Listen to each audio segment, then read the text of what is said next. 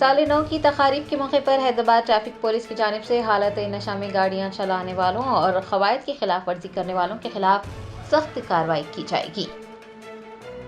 Hyderabad traffic police نے سال نو کی تقریبات کے موقع پر شہر میں نہ صرف ٹریفک تحریرات عائد کی ہیں بلکہ گاڑیاں چلانے والوں کے خلاف خصوصی مہم چلانے کا بھی اعلان کیا ہے۔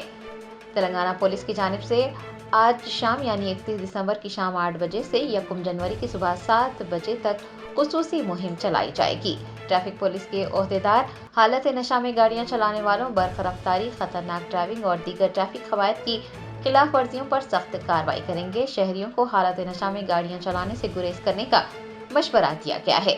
حالت نشہ میں گاڑیاں چلانے پر 10,000 روپے جرمانہ اور 6 ماہ کی قید ہو سکتی ہے۔ پہلی بار شراب پیتے ہوئے پکڑے جانے پر 10,000 روپے جرمانہ ادا کرنا ہوگا اور 6 ماہ کی قید ہوگی۔ دوسری بار پکڑے جانے پر 15,000 روپے جرمانہ ادا کرنا ہوگا اور 3 ماہ کی قید ہوگی۔ ڈرائیونگ لائسنس بھی معطل کر دیا جائے گا۔ اتنا ہی نہیں، منشیات کا استعمال کرتے ہوئے پائے جانے پر غیر ضمانتی مقدمات درج کیے جائیں گے۔ ٹریفک پولیس کی جانب سے شہریوں کو مشورہ دیا ہے کہ وہ محفوظ طریقے سے گھر پہنچنے کا انتظام کریں اور ٹریفک اپڈیٹس کے لیے حیدرآباد ٹریفک پولیس کے سوشل میڈیا ہینڈلز کو بھی فالو کریں۔